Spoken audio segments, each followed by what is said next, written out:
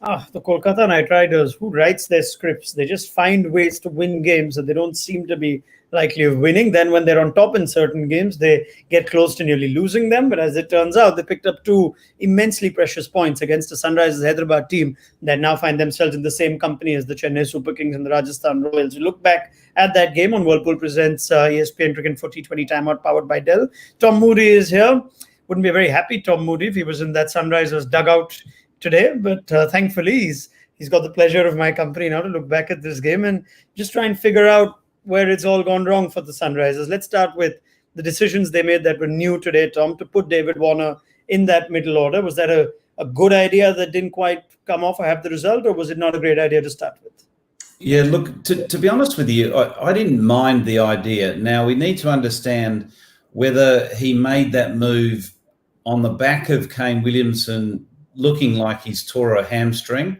So, maybe the decision was made because of that, or there was, I believe, some talk that there may be some movement in the batting order, and Warner, it may have been pre-planned anyway, that Warner was going to bat 4. Either way, it doesn't bother me personally. Yeah, look, Warner's a phenomenal opening batsman and has been one of IPL's greats, but Warner's also a phenomenal batsman, full stop. And Sunrisers were trying to solve their middle order puzzle, and to replace Warner at the opening position, it's not like you're losing out massively, because Kane Williamson, as he's shown in previous times when he's been given the opportunity, he can dominate that opening position as well. Yeah, fair enough. Now, if we look back at this game, you think when you had Warner towards the end of that chase, maybe it turned out to be a great move. You'd rather have Warner there than anybody else. As it turns out, though, they have fallen short, and they did start well with Williamson and Bairstow. So what ails the Sunrisers? Is it just the rest of that Indian middle order that's not being able to support?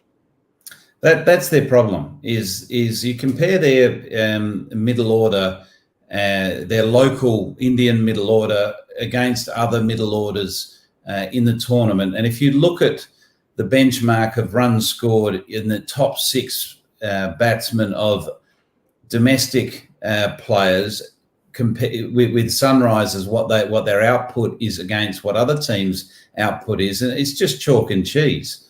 Again, there was a perfect opportunity for Vijay Shankar to show not only the Sunrisers but the cricketing world that he certainly can dominate in IPL cricket in the middle order. He missed his opportunity.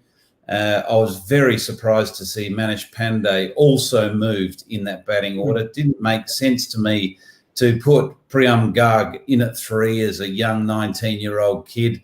Manish Pandey's got 2 half centuries at 3 this year for Sunrisers Hyderabad.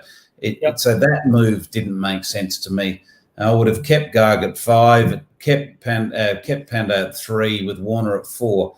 But they're just not getting the contributions from their domestic talent. All right, but let's give credit to Lockie Ferguson. Almost single-handedly has impacted this game and won it for KKR, not just in real time, but then in the super over to follow that up. That's a heck of a performance to put in first time of asking in the season, Tom. Brilliant performance. You've got to take your hat off to Lockie Ferguson and the way he took his wickets. He was knocking people's stumps over. I think, again, we've seen in this edition of the IPL, pace bowling is dominating. He's got all the pace you need. He can get the ball up to 150 kilometres an hour, so he's got genuine pace. And I can't see him not playing and not certainly missing out on any game from this point on for KKR. He's shown that he's a valuable asset for them in the middle overs as a wicket taker, with his pace, with his bounces and his Yorkers. Yeah, we'll come to that chat in just a second. But while we're on it, just as someone who's been part of the franchise for so many years, player who's going cold for over a month plus, sitting on the bench, not getting his chance. How hard is it to come in and have such an instant impact, that too for a fast bowler? Yeah, amazing. And also not only coming in cold, but sitting on the bench in the UAE, but he's coming out of no cricket whatsoever from New Zealand. So it's been winter in New Zealand. So he hasn't played a competitive game of cricket for months. So it was an outstanding performance from Lockie Ferguson. There's no question of that.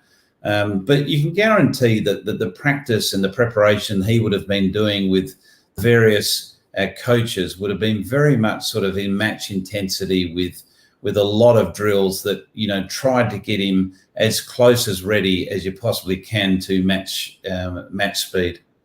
All right, and I think everyone in agreement now that Lockie Ferguson can't not play our next game for the Knight Riders. Now, if Andre Russell solved that query on his own with an injury, then so be it. Sunil Narayan, we know now, seems to have been cleared by the IPL committees, so he could be back soon. But on the Andre Russell point, Tom, just game in, game out, we see it. What would be your take when you looked at Russell like this? He breaks down fairly often in the field. He doesn't guarantee overs, and the call to give him that last over, which could very well have just cost Kolkata 2 precious points. Yeah, look, I think the cloud over Andre Russell's injury, plagued injury situation over the last 12 months or so has definitely had an impact on his performance. He's not the bowler that we're used to seeing. He can't bowl and rely on him bowling the 4 overs. And from a batting perspective, it just puts more pressure on just the one skill that he brings to the team. And we've seen him over recent years be just quite phenomenal with his batting. But to me, he's nowhere near where we're so used to seeing him. And I can't help but think it's the injury that's not only physically but mentally, plaguing, the whole part of his game and what he brings to a team. So in a way, with Lockie Ferguson doing what he's doing, Narayan getting the clearance and looking like he's ready to play again, it's not a bad time for Andre Russell to spend, a handful of days, a week, or whatever it's going to take to try to get 100% fit, hopefully for their push for finals. All right. So I'd infer from that answer that if you were making this call, even if Russell says he is available for selection next game with all these other asterisks that we know that he comes with, you would play Cummins, obviously Morgan, Narayan and Ferguson. That's your 4 overseas now for KKR?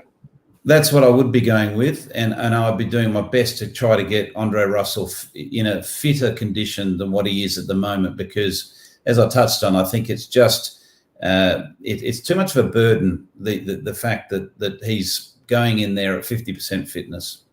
All right, Tom Moody, thank you very much. It's not been a great day for the Sunrisers, but that doesn't bother you anymore. So let's have you on for the next one. Thank you to Tom Moody for his time and his thoughts. Knight Riders picking up 2 more points, and they have Lockie Ferguson to thank for it. This was Whirlpool Presents ESPN Riggin for T20 Timeout, powered by Dell.